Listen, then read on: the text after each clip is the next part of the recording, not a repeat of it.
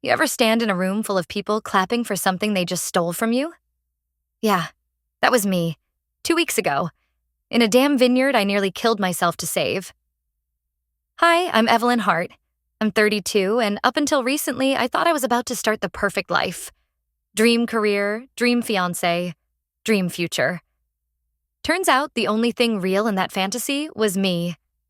And I was the fool. 5 years ago, my grandfather passed away and left me Hart Vineyards, a struggling old winery in Sonoma Valley that had been in our family for 3 generations. But it wasn't a fairy tale inheritance. It was drowning in debt, barely producing anything worth bottling, and the bank was circling like a vulture. I walked away from a 6-figure marketing job in San Francisco because I couldn't bear to watch it rot away. That's when I met Andrew Clarke. Wealthy, charming, the kind of man who walks into a room and makes you believe he's the solution to every problem. He told me he had experience turning family businesses around. Said he wanted to help me honor my grandfather's legacy. I fell for it. Hook, line, and goddamn sinker. We got engaged after a year. I thought I was finally building something real, with him and for my family's name. What I didn't realize was that Andrew wasn't interested in honoring any legacy. He was interested in erasing mine. 3 months before our engagement party, Andrew suggested we bring in outside investors. Just temporary, he said, to help with cash flow while you work on the vintage line. He presented me with a thick stack of contracts one night over dinner. Fancy red wine, candlelight, the works. I remember him smiling across the table and saying, "This is just paperwork, Ev. Standard stuff. You trust me, right?" God help me, I signed those papers without reading every line. Fast forward to the engagement party. 200 people. Investors, wine critics, my few remaining family members, all gathered under the giant oak tree overlooking the vineyard. I'd spent weeks preparing a small speech to honor my grandfather's legacy. But before I could even take the mic, Andrew got up, champagne glass in hand, and delivered the most gut-wrenching surprise I've ever experienced. "Tonight," he said, "I'm proud to announce that Hart Vineyards will become the flagship brand of Clarke Estates. A new era begins today." The crowd erupted in applause. And I stood there, my mouth dry, my chest tight, watching everything I'd sacrificed 5 years for get handed over like some shiny new trophy. I tried to stay calm, tried to process it, but my head was spinning. I cornered him after the speech, my voice barely steady. "Andrew, what the hell was that?" He smirked, like I was a naive child asking why the sky was blue. "It's business, Evelyn. You signed the development agreement. You handed me 51% ownership the night we celebrated our first profitable quarter. You don't remember?" My heart dropped. That night, that stupid, beautiful night I thought was a celebration of us. And here I was, standing on the edge of my grandfather's land, feeling like the biggest fool alive. But you know what the worst part was? He leaned in, right up against my ear, and whispered, "Happy early wedding gift to me, sweetheart." And that's when something in me snapped. I didn't scream. I didn't cry. I smiled, right there in front of him. Because in that exact moment, I realized something he didn't know. While he'd been busy playing Businessman of the Year, I had quietly resurrected a forgotten piece of my grandfather's winemaking legacy. And let's just say, Andrew's little flagship brand was about to burn itself to the ground. I know what you're thinking. I should have stormed out, thrown my engagement ring in his face, caused a scene worthy of a Hollywood drama. But that's not how you win against people like Andrew Clarke. People like him don't crumble under public shame. They thrive in it. They twist it, reshape it, make it work in their favor. No, I wasn't going to give him the satisfaction of watching me fall apart. Instead, I walked away from that engagement party with my head high, and my heart in absolute ruins. That night, I sat alone in the old stone cottage at the edge of the vineyard, my grandfather's old study turned makeshift office. I stared at the ledgers, the fading photographs of my grandparents standing proud among rows of vines that barely even existed anymore. 5 years of my life. 5 years of scraping by, sacrificing every cent, every ounce of energy to save this place. And with one glass of champagne and a smirk, Andrew had taken it all. I couldn't sleep. My mind kept replaying his words. Happy early wedding gift to me, sweetheart. God, how did I not see it sooner? By dawn, something in me shifted. I stopped crying. I stopped pacing. And I started planning. See, what Andrew didn't realize is that my grandfather wasn't just a winemaker. He was a craftsman. He had a secret. One he only shared with me during his final days, when cancer had left him too weak to even walk the vineyard.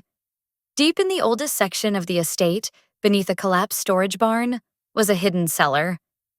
It held bottles from a forgotten line of wine he'd experimented with decades ago, aged in old Appalachian chestnut barrels using a fermentation process lost to time. He called it Solace Reserve. Only a handful of bottles had ever been produced. But the flavor?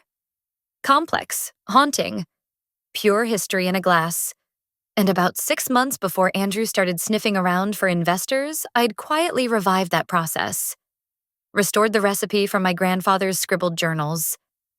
Crafted a limited run, just 150 bottles. Kept it completely off the books. It wasn't just wine. It was heritage in a bottle.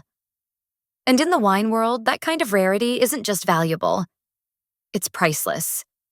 So when Andrew announced his grand investor showcase a week later, boasting about the revolutionary new direction of Hart Vineyards under Clarke Estates, I made sure an exclusive, underground tasting event was scheduled the same night. But here's the part that still makes me laugh when I think about it. Andrew invited me to his event. Like I was some former employee he could parade around to show there were no hard feelings. He even wrote on the invite, "Come see how far we've come, Evelyn." And that's exactly what I did. I showed up at his fancy, over-polished event wearing my late grandmother's pearl earrings and a dress that screamed quiet defiance. I smiled as he introduced his new, exclusive blend, some overproduced, chemically balanced mess he labeled as Legacy Red. And while he was busy soaking up the shallow applause of venture capitalists and socialites who knew nothing about wine, word started to spread about a different event happening just down the road. One where the last remaining bottles of Solace Reserve, bottles that hadn't seen the light of day in over 40 years, were being uncorked and tasted by the most respected sommeliers and critics in the country. Andrew didn't know it yet, but by the end of that night, every investor in his little show would be asking one devastating question. If you're the future of Hart Vineyards, why weren't you invited to the tasting that's rewriting its history? And oh, that wasn't even the twist, because what Andrew also didn't know was that the rarest bottle of Solace Reserve, the one my grandfather had personally signed, was being auctioned that night. And guess who placed the winning bid? His biggest investor. You ever have one of those moments where the whole damn world slows down and you can literally hear the sound of your own heart breaking? That was me, standing there in Andrew's flashy investor event, smiling through gritted teeth while the man who'd stolen everything I'd worked for strutted around like some self-made mogul. And the worst part? No one knew. Not the investors clinking overpriced champagne glasses. Not the critics writing glowing early reviews about his visionary leadership. And definitely not the friends and family who whispered behind my back about how I should have held on to him tighter. They all thought I was just the ex-fiancé who couldn't keep up. But while Andrew was basking in his spotlight, something else was brewing just a few miles down the road. See? The underground tasting I mentioned? That wasn't just some casual get-together. It was the event, invite only, whispered about in the highest circles of the wine world. And every single person who mattered in that industry? They weren't at Andrew's event. They were at mine. While he stood there pouring glasses of his chemically engineered disaster he called Legacy Red, my grandfather's forgotten masterpiece, Solace Reserve, was stealing the breath right out of the most respected palates in the business. And when the news started trickling in, via quiet texts, sideways glances, and a few sudden exits from his grand ballroom, you could see it. That perfect, smug smile of his. It started to crack. Andrew caught me near the exit, his face tight with panic masked as forced charm. Leaving already? He asked, gripping his whiskey like it was the last anchor holding him upright. I shrugged. Oh, you didn't hear? There's a much better vintage being served across town tonight. His eyes darkened. You did this. I leaned in just close enough for him to hear it over the jazz band drowning out the awkward silence. No, Andrew, you did this. When you underestimated me. I walked out before he could respond. But I wasn't done. Not yet. Because the real bomb hadn't dropped. That night, the auction for the last signed bottle of Solace Reserve hit a final bid of $275,000. And guess who won it? Not just any investor. Andrew's largest backer. His father. That's right. The man Andrew had been desperate to impress his entire life. The man who never quite saw him as capable enough. He bought that bottle with a smile and a simple comment loud enough for everyone to hear. Finally, a heart who knows how to make something worth drinking. Andrew's face? Completely drained of color. And me? I stood there in the background, blending into the crowd, feeling... God, I wish I could say I felt triumphant. Victorious. Like every sacrifice had finally paid off. But the truth? In that moment, surrounded by all the noise and celebration, I felt nothing but empty. Because somewhere along the line, in the middle of fighting to hold on to my family's legacy, I'd forgotten how to hold on to myself. And that's why I'm even writing this. Not for pity, not for praise, but because maybe, just maybe, someone out there knows what it's like to lose so much of yourself chasing something that was never supposed to define you. If you've ever loved something, or someone, so hard that you didn't notice you were breaking apart piece by piece, yeah, I see you. And even if it doesn't feel like it now, you're worth more than whatever you're fighting to hold on to. You know what's funny about hitting rock bottom? There's nowhere left to fall, but damn if the air up there doesn't feel thinner when you start climbing back. And that's exactly what I did. See, while Andrew Clarke strutted around town as the new king of wine country, I was busy playing a different game. Quiet, calculated, surgical. I started by reclaiming the one thing he couldn't fake: credibility. Every critic worth their salt had already caught wind of the underground tasting. Solace Reserve wasn't just some forgotten vintage anymore. It was the conversation. Wine forums were blowing up. Collectors were hunting down any surviving bottles like they were holy relics. Meanwhile, Andrew's flashy Legacy Red had officially tanked in its first major review. The headline read, "A wine that tastes like a marketing plan." Brutal. And exactly what I needed. But the real move? That was still ahead. 3 weeks later, Clarke Estates was scheduled to host their grand investor summit. The goal? Secure a final round of funding to expand nationally, turn Hart Vineyards into a franchise empire. I knew Andrew was desperate. That's the thing about men like him. They don't just want success. They want to be seen as untouchable. And nothing's more dangerous than a narcissist with his back against the wall. So, I sent him a little gift the morning of his big event. A single, hand-delivered bottle. No note, no explanation. Just one pristine, wax-sealed bottle of Solace Reserve. With my grandfather's signature in gold leaf across the label. That bottle was a statement. A warning. And if you're wondering, yeah, it worked. Later that afternoon, I got a call from an unknown number. I let it go to voicemail. His voice, tight, clipped, practically vibrating through my phone, said, "What do you want, Evelyn? Just name it." I didn't answer.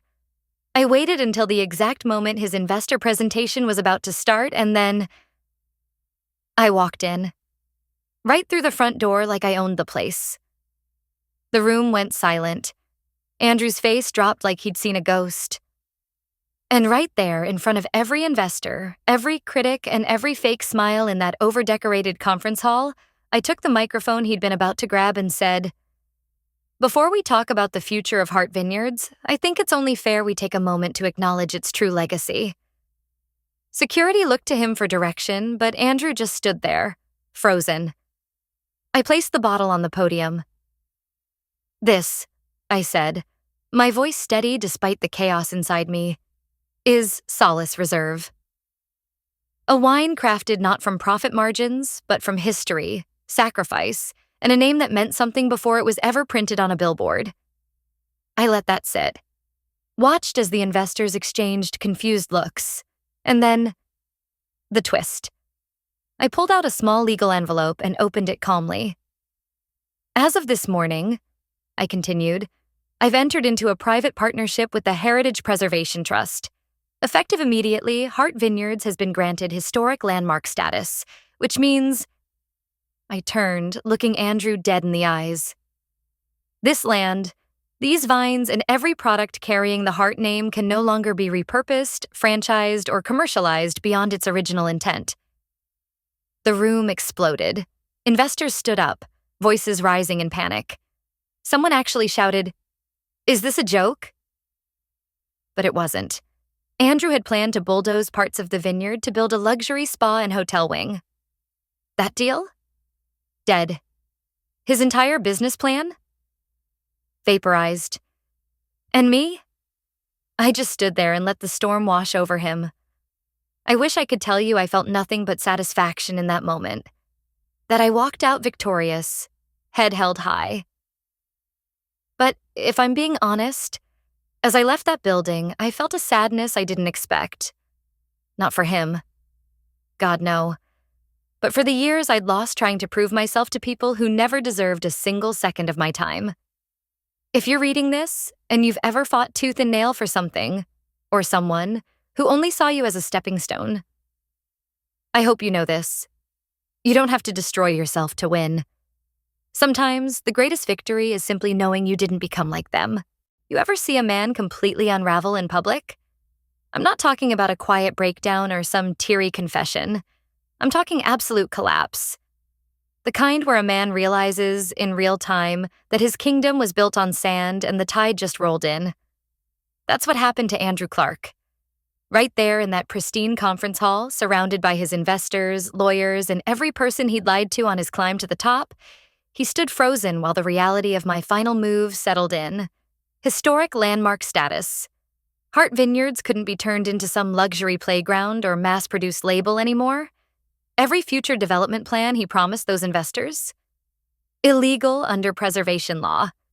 And the investors? They weren't silent for long. One by one, they stood up. Some shouted.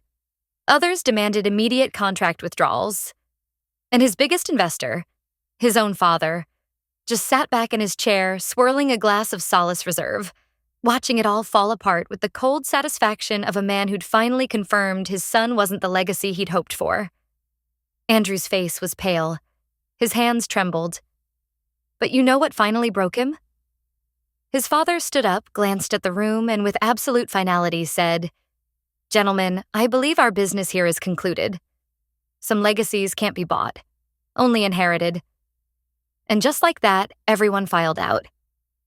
Andrew didn't say a word.